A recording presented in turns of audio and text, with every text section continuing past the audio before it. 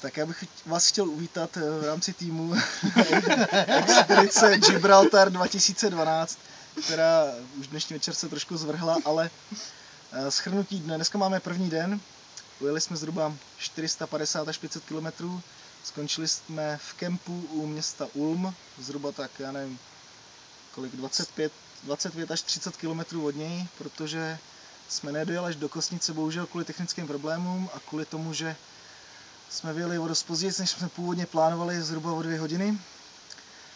Takže nás zítra čeká trasa, dejme tomu, no, původně měla měřit něco kolem 500 km, ale pravděpodobně si ji protáhneme a pojedeme přes noc až na francouzskou riviéru, kde bychom chtěli kempovat. Ale za dnešek v podstatě nějaký zážitky dne teda. Málem nás sešrotoval kamion teda, který mu trochu pískali víc brzdy než měli a nalepil se nám hodně na zadek. A připila se k nám druhá parta z Vysočiny, potažmo z jižních Čech. Ty vole, pojď sem. Kočka. Tak, máme tu našeho maskota, který s náma cestuje, ne? Dobře, tak tu jsme tady zbalili až teďkom, tyjo. Je to velká kočka teda, jako musím říct.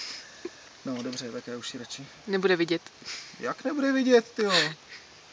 Naše krásná výzva. Jenže půlka jí je černá. Dobře, no tak v rámci točení se nám tady vyskytla... Kurva, ty svině, pardon. Se nám tady vyskytla kočka, dobře. To tam dej. No tak trošku slušně teda jako. Takže nás je celkem 6 na expedici, chystáme se až na Gibraltar a za první den jsme teda nesplnili úplně všechno, co jsme měli. Splníme to zítra s tím, že trochu pozměníme plán a vrhneme se do Ty vole, to je mrcha, to snad není možné. To musí dát na Facebook. A už to máš 2 minuty. Takhle mám pracovat. No ne, tak abych to dokončil, milí fanoušci a zpřízněné duše.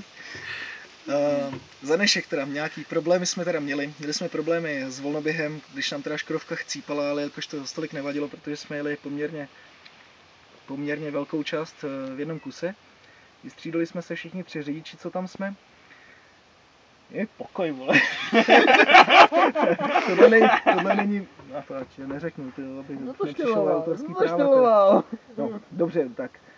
Vrchní mechanik, kterýho tady máme Břeťu, tak ten se velmi významně podílel na dnešním dnu v tom, že pošteloval karburátor tím způsobem, že jsme byli schopni dojet až sem, tak daleko od domova teda, stíská se mi.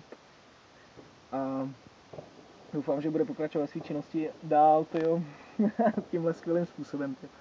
Doufám, že další videa nebudou zase tak z Velké noci a tohle video uvidíte asi až den potom, protože jsme v kempu, kde je špatný signál a není tu Wi-Fi. Zítra bychom se měli odsnout v Kosnici, kde bychom si chtěli prohlídnout místo upálení mistra Jana Husa, což je v rámci historie si myslím, že Čechů velmi důležitý. Doufám, že nechodí. Břeťu se nám neupálej. A pak bychom se měli přesunout směrem do Milána a do Janova v Itálii, že bychom měli projet Švýcarsko a kus Itálie a přesunout se na francouzskou riviéru, kde bychom měli nocovat teda. Odkud se vám zase ozvem.